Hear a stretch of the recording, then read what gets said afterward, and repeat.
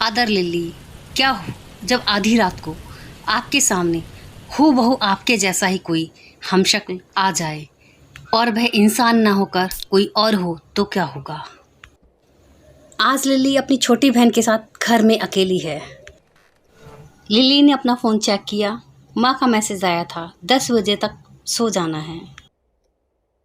Message पढ़ने के बाद लिली ने बेडरूम में जाने का मन बना लिया। लिली अपनी बहन के साथ आज घर में अकेली है। कहीं उसके साथ आज कुछ भयानक तो नहीं होने वाला। लिली का रूम 2nd फ्लोर पर था। उसने लाइट ऑफ की और आगे अपने रूम की तरफ निकल गई। लिली ने अपनी छोटी बहन को आकर देखा, वह सो रही थी। लिली की छोटी बहन ने कुछ ड्राइंग्स बनाई थी जिसे वह वहीं छोड़कर सो गई।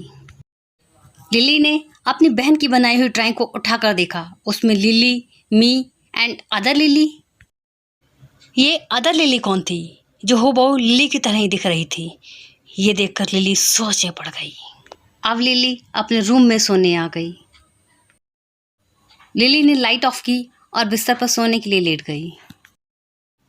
लिली उस दूसरी लिली के बारे में सोच रही थी जो ड्राइंग में बनी थी। सोचते सोचते न जाने कब लिली को नींद आ गई। सोते ही लिली सपनों की दुनिया में खो गई। उसने देखा वह गहरी नींद में सो रही है। अचानक लिली की आंख खुल गई। उसने अपने चारों तरफ देखा। स्वप्न में सब कुछ भयानक और डरावना लग रहा था। लिली गहरी नींद में सो रही थी। लिली की छोटी बहन दरवाजे पर ही खड़ी थी। उसने न जाने क्या देख लिया कि वह लिली को देखकर भागती हुई दूसरे रूम की तरफ चली गई।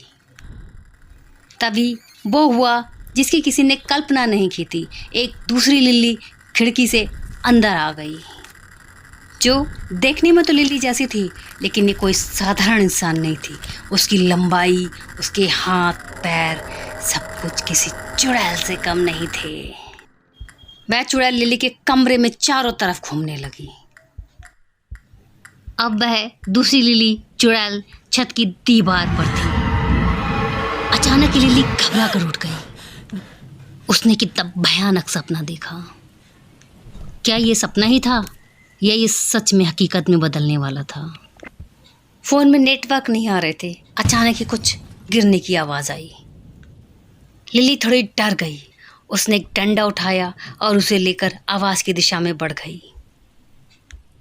लिली ने रूम से बाहर निकलकर अपने दोनों तरफ देखा। वहाँ कोई नहीं था। अचानक लिली को नीचे की तरफ से आहट हुई और वह नीचे की तरफ चली गई। सीढ़ियाँ उतरते ही लिली और चौकन्नी हो गई। वह धीरे धीरे करके सीढ़ियाँ उतरने लगी। बाहर बारिश हो रही थी और बिजली ज़ोर ज़ोर से कड़क रही थी। एक शैडो भी खिड़की में दिखाई दी, लेकिन शायद अंधेरा होने की वजह से लिली ने उसे नहीं देखा। लिली धीरे धीरे अपनी रसोई की तरफ बढ़ने लगी। लिली ने रसोई के अंदर झांक कर देखा, वहाँ कोई नहीं था। तूफानी हवाओं के कारण रसोई की खिड़की में लगा पर्दा बहुत बुरी तरह से आवाज़ कर रहा था।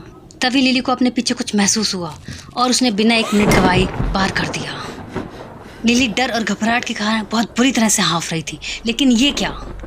उसने तो अपनी छोटी बहन को ही चोट पहुंचा दी।